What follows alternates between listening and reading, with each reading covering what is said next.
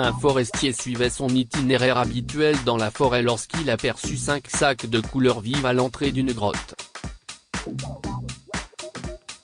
Il se demanda à qui appartenaient ces sacs et se dirigea vers eux, ignorant la vérité choquante qu'il était sur le point de découvrir.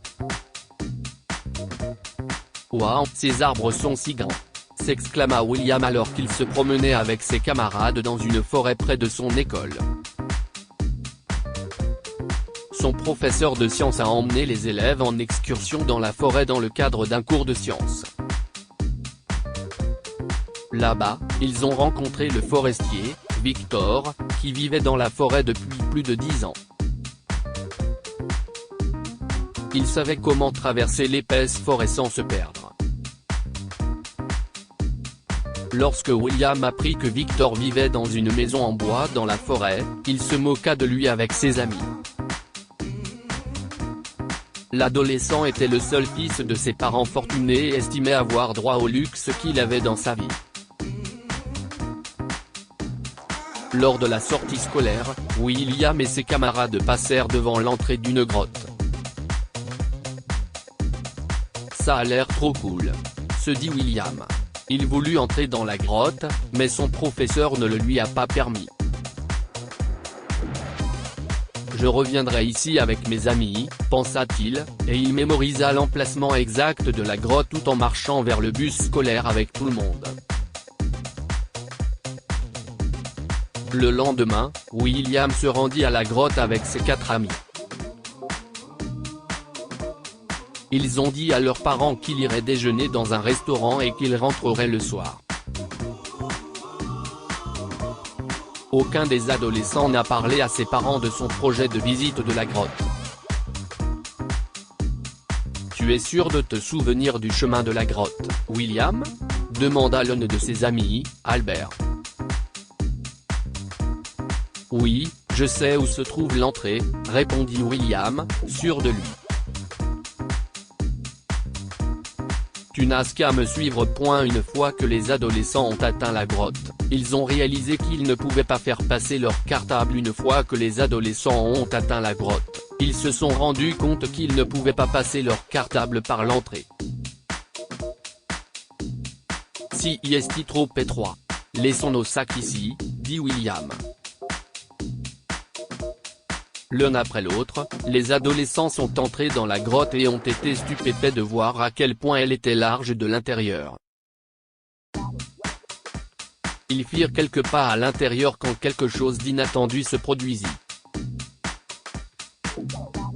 Albert ramassa une pierre de la taille de sa paume sur le sol et frappa l'un des murs avec.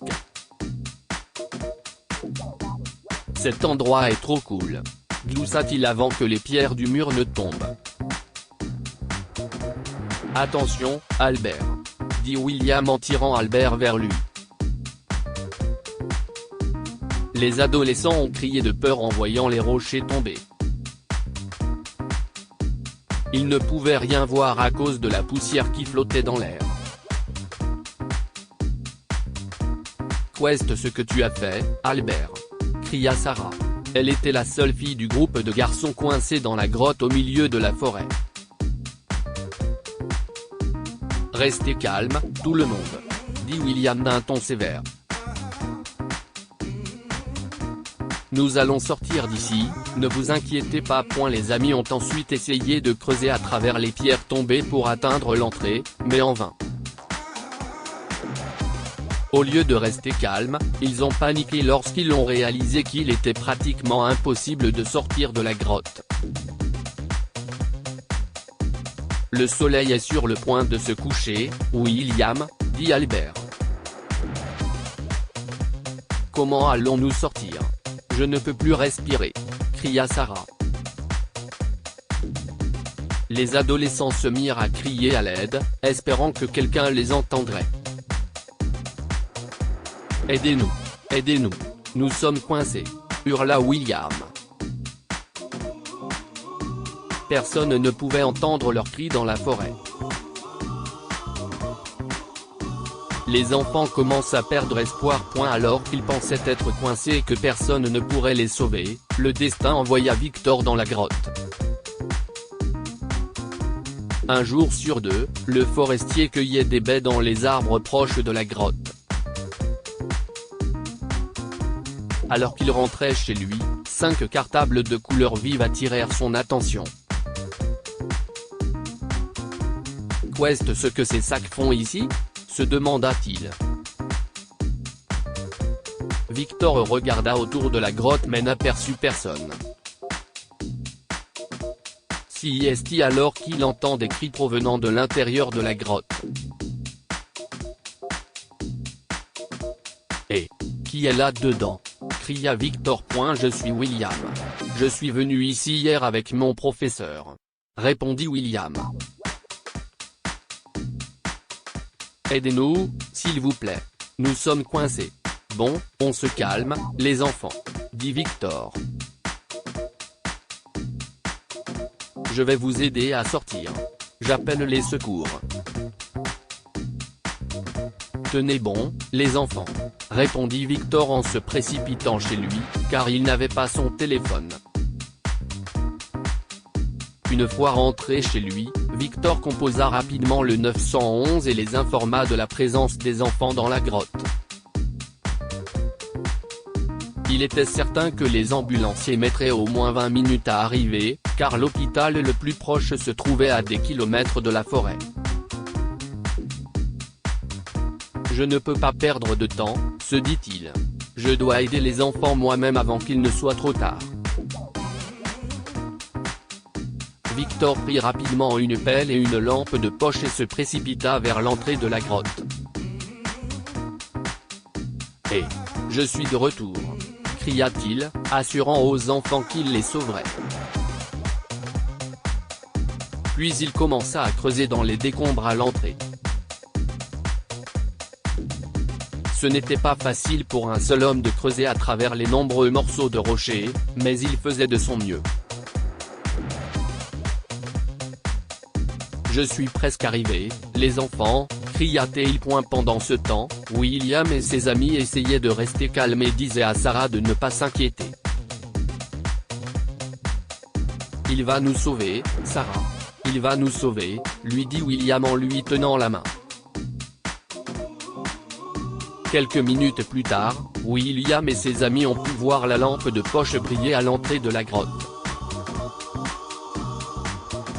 Quelques secondes plus tard, ils se sont précipités à l'extérieur de la grotte et ont respiré profondément l'air frais. Victor tinte Sarah par les épaules et l'assied sur le sol. « Gardez les yeux ouverts », lui dit-il. À ce moment-là, les ambulanciers sont arrivés et ont donné les premiers soins à Sarah et aux autres enfants. « Merci de nous avoir appelés à temps, monsieur Victor », dit l'un des secouristes. « Vous leur avez sauvé la vie. » Pendant ce temps, William regrettait de s'être moqué de Victor lorsqu'il avait visité la grotte pour la première fois avec son professeur. Il s'est excusé auprès du forestier et l'a remercié de les avoir sauvés, lui et ses amis. « Je ne pense pas que nous serions sortis vivants si tu n'avais pas été là, Victor, » dit William en regardant le sol. Plus tard dans la soirée, les parents de William et de ses amis arrivèrent à la forêt pour ramener leurs enfants à la maison.